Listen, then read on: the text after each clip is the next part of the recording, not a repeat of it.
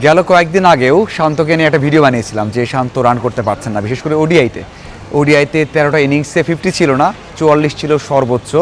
13 ইনিংসে 50 নেই, মানে চ্যাম্পিয়ন্স ট্রফিতে 50 করেছিলেন, এরপরে আর 50 নেই।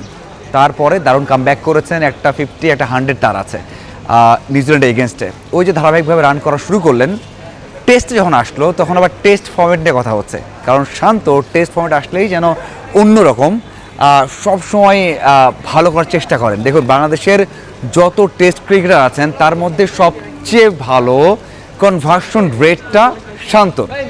মানে এই যে ইনিংসটা খেলতে নেমেছেন তার আগে তার ছিল 8টা সেঞ্চুরি 5টা 50। মানে একজন ব্যাটার বাংলাদেশের 8টা সেঞ্চুরি 5টা 50 এমন খুবই কম পাবেন। মানে এখানে এক কথায় অনন্য, অসাধারণ, সবার থেকে আলাদা। মানে কত ভালো কনভার্সন রেট, যেটা 50 করছেন সেটাকে 100-এ নিয়ে গেছেন, এমনটাই কিন্তু খেলেছেন। যখন এই ইনিংসটা শুরু করলেন, বাংলাদেশ দল 31 রানে 2 উইকেট হারালো, সেই সময় আবারও সেই প্রেশার যে শান্ত এখান থেকে ভালো করতে পারবেন কিনা। দারুণ খেলেছেন, সেখান থেকে সময় নিয়েছেন, এরপরে ওডিআই স্টাইলে ব্যাট করেছেন। মানে মাঝে মনে হয়েছে যে পাকিস্তান এত বাজে বল করছে কেন। নর্মালি বাজে বল করেছে, যখন সালমান বল করেছেন, যখন আব্বাস বল করেছেন, যখন শাহিন শাহ আফ্রিদি বল করছেন, তখনও মনে হয়নি যে ভালো বল করছেন। যদিও শুরুর দিকে উইকেটটা একটু ভালো ছিল, পেসারদের সহায়ক ছিল, কিন্তু শান্ত যেভাবে ব্যাট করেছেন আরও অনেক অনেক ইজি মনে হয়েছে। যেগুলো বল হিট করেছেন, 4 হাঁকিয়েছেন, ছক্কা হাঁকিয়েছেন, 129 বলেই কিন্তু 100-এ পৌঁছে গেছেন। মানে 50 থেকে 100 করছেন, মনে হয়েছে যে ওডিআই ইনিংস খেলছেন। দেখুন, এটা এমনটা নয় যে শান্ত টেস্টেও রান খরাইছিলেন, শান্ত টেস্টে দারুণ করেছেন।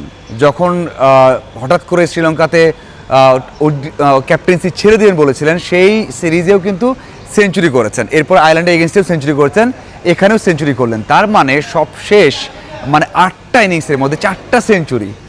বাংলাদেশের এমন ধারাবাহিক ব্যাটার খুবই কম রয়েছেন, তার টেস্ট সেঞ্চুরি হয়ে গেল 9টা। তার মানে এই যে টেস্ট খেলেছেন, খুবই ইয়াং ক্যারিয়ার, ক্যাপ্টেন্সি করছেন, সেখানে তিনি কিন্তু বাংলাদেশের হয়ে 4র্থ সর্বোচ্চ সেঞ্চুরি রেকর্ড। মানে আর একটা করলেই তামিমকে ছুঁয়ে ফেলবেন, 9টা সেঞ্চুরি হয়েছে, আর একটা করলেই তামিমকে ছুঁয়ে ফেলবেন। এরপর সামনে থাকবেন মুশফিক এবং থাকবেন সেখানে মুমিনুল, যদিও তাদের থেকে অনেক অনেক কম টেস্ট খেলেছেন। আপনি বলতে পারেন যে তার গড়টা কম, 33 বা 34 গড় এখন শান্ত, সেটা আরও বেটার হলে ভালো হতো, সেটাও হবে। বাট ওই যে কনভার্সন রেটটা, এটা এক কথায় দারুণ। সবশেষ যদি ইনিংস ধরেন, 8টা টেস্ট ইনিংস, 2টা ওডিআই ইনিংস, সেখানে 10টা ইনিংসের মধ্যে 5টা 100, একটা 50।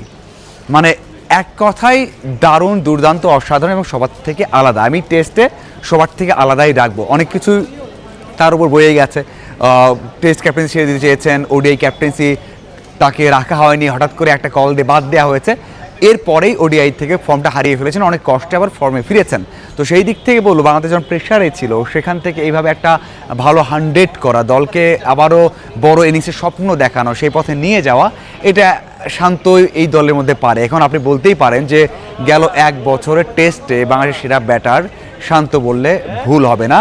কনভার্সন রেট, তার টেম্পারমেন্ট, স্কিল, বোলার দেখে ব্যাট করা, বিভিন্ন কন্ডিশনে ব্যাট করা, সব কিছু মিলিয়ে আমার মনে হয় শান্ত যে পথে রয়েছেন, সেখানে টেস্টে এই পারফরমেন্স থাকলে বাংলাদেশের সবচেয়ে বেশি রান সেঞ্চুরি করতে পারবেন, সেটা আমরা বলতেই পারি। আপাতত এই জিনিসটা কেমন লেগেছে অবশ্যই জানাবেন, এবং তার যে ধারাবাহিক রান করছেন টেস্টে, সেটা কেমন লেগেছে জানাবেন। ধন্যবাদ সবাইকে।